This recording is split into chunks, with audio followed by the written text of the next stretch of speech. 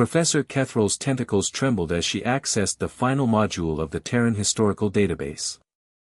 Around the amphitheater, 47 students from 12 different worlds sat in stunned silence, their various appendages, photoreceptors, and sensory organs focused intently on the holographic display floating above the lecture platform.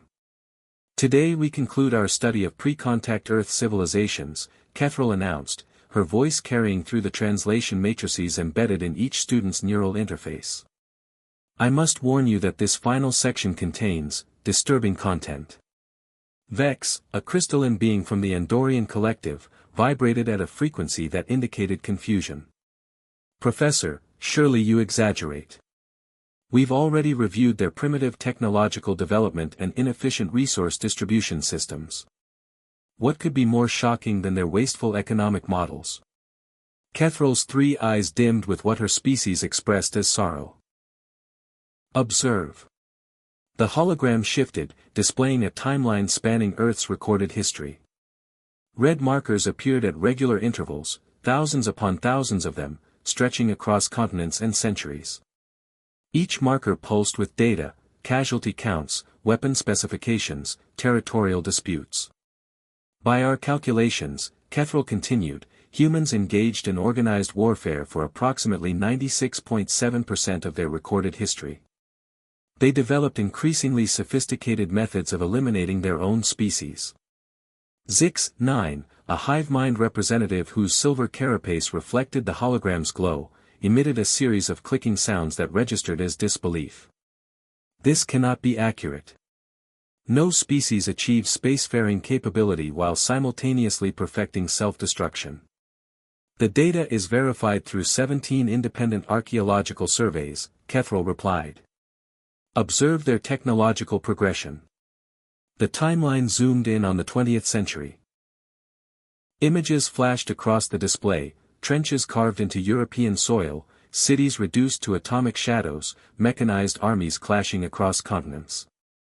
The casualty numbers scrolled past in an endless stream, millions, tens of millions, hundreds of millions. Nyara, whose bioluminescent patterns flickered rapidly with distress, spoke in barely a whisper. Professor, these numbers, they developed weapons capable of sterilizing their entire planet? Multiple times over, Kethral confirmed. Yet they continued to build more. At one point, they possessed enough nuclear warheads to destroy every major population center 50 times over. The amphitheater fell silent except for the soft humming of life support systems. Students who had traveled light years to study at the Galactic University's most prestigious xenoanthropology program struggled to process what they were witnessing. Tal, a methane-breathing student from the Outer Rim, finally broke the silence. How did they survive long enough to join the galactic community? Kethral manipulated the display, showing Earth's final century before first contact. Remarkably, they began to recognize the futility of their ways. Small groups of humans started advocating for peace, for cooperation. They called it learning from history. Eventually, these voices grew loud enough to influence their global policies. But the weapons? Vex's crystalline structure resonated with anxiety. Surely they eliminated their capacity for violence before we made contact. No, Kethral said softly. When the galactic community first approached Earth, humans still possessed thousands of active nuclear weapons. They could have reduced their planet to radioactive dust within hours. The implications hung in the air like a toxic cloud.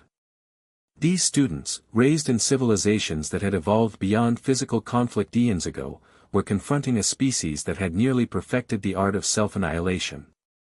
Then why, asked Zix, 9, did we accept them into the community? Kethral's tentacles curled in what her species recognized as hope. Because in that final century, they demonstrated something remarkable. They chose not to use those weapons. Despite possessing the ultimate power of destruction, they turned toward creation instead. They reached for the stars. She paused, allowing the weight of her words to settle. Perhaps that is what makes humans so unique among sapient species. They stared into the abyss of their own making and chose to step back. They transformed their warrior instincts into explorer ambitions. That capacity for change, that ability to choose cooperation over conquest, that may be humanity's greatest achievement. The hologram faded, leaving the students in contemplative darkness, forever changed by their glimpse into humanity's violent yet ultimately hopeful past.